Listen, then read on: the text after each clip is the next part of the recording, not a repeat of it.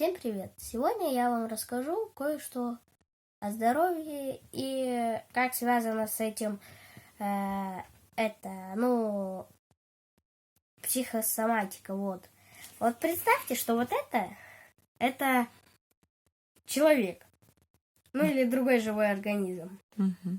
И смотрите, оно твердое, да? И если оно твердое, и если ее вот так сделать, оно сразу станет мягче. Из-за чего значит, что, слабее.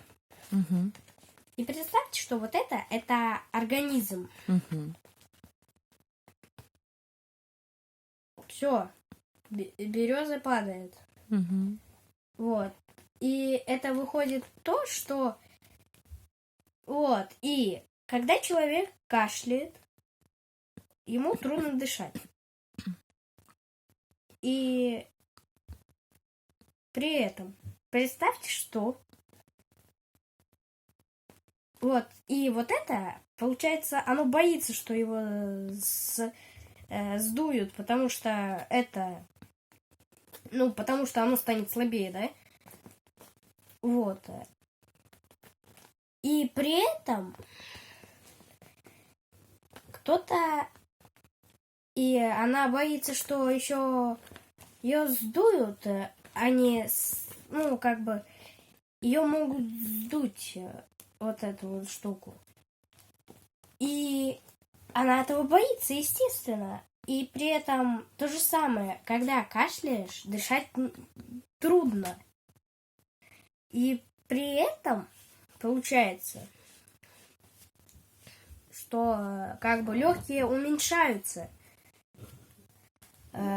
И можно сделать вывод, что другой человек может напугать другого, и из-за чего, естественно, тот человек больше не будет хотеть видеть того, из-за чего придется заболеть, чтобы вообще никуда не ходить и его нигде не видеть. А когда болеешь, кашляешь. И поэтому, соответственно, когда кашляешь, дышать трудно. И легкие уменьшаются.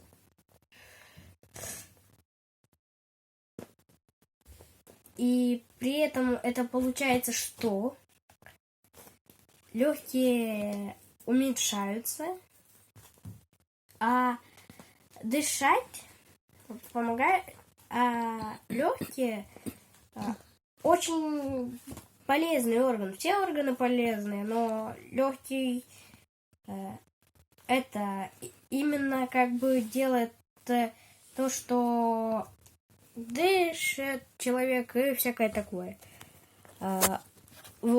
И в итоге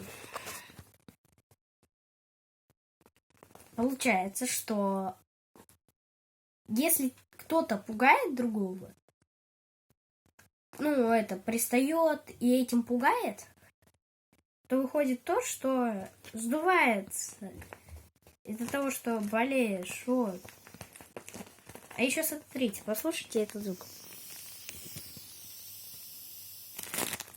Если немного погромче сделать и немного подизменить, будет звук, как будто кашляет, и немного подукоротить.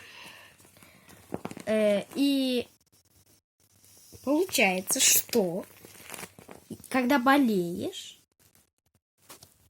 то тебе надо найти человека, из-за которого ты болеешь, и проработаться, что нет обиды всякой, чтобы ты спокойно мог ходить везде, быть здоровым. И поэтому выходит то, что надо убрать обиду, чтобы быть здоровым. А это можно сделать проработкой. Ну а на этом всем пока.